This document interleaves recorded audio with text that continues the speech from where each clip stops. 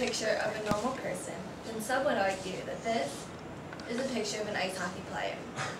To many, the images of ice hockey players include big, tough guys with missing teeth. Because of my interest in ice hockey as a sport, and because it's playoff season, I'm going to inform you about probably the most stereotypical aspect of the players. The purpose of this briefing will be to explain the relationship between ice hockey players and their teeth. More specifically, I'm going to talk about how players lose teeth, how the players feel about losing their teeth, and how the image of a toothless ice hockey player is possibly evolving. First, I'm going to elaborate on how the image came to be.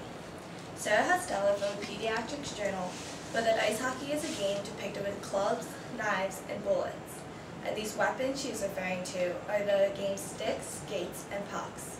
She's saying that because of these dangerous elements in the game, it's only natural for injury to occur. Also, there's no doubt that ice hockey is a full contact sport with a lot of physical aspects, so people are going to get hurt. Joe LaPointe of the New York Times actually interviewed several dentists from the National Hockey League because they are commonly found in the locker rooms.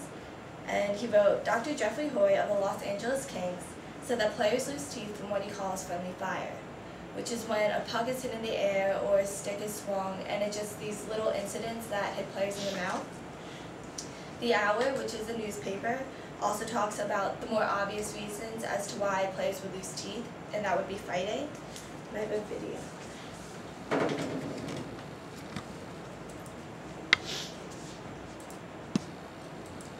Watch this closely. Right on the button. Ken Daneyko knocked up, and he's a little rude.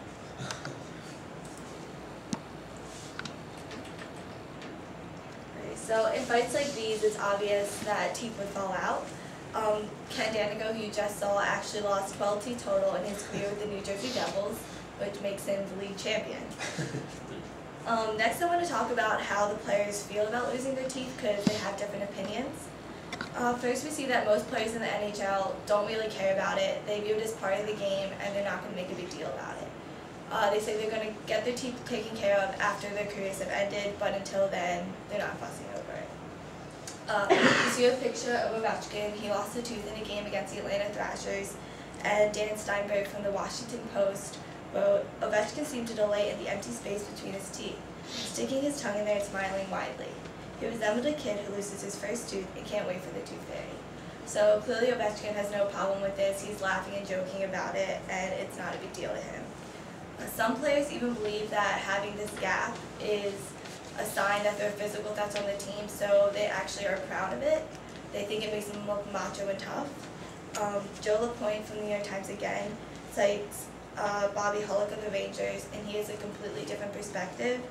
He says that when you're on the receiving end of it, it's not wow, wow, wow like the media shows it is. It's actually a tough part of the game, and it's no fun. So there are players out there who think it's an issue in the game and want to do everything they can to save their smiles.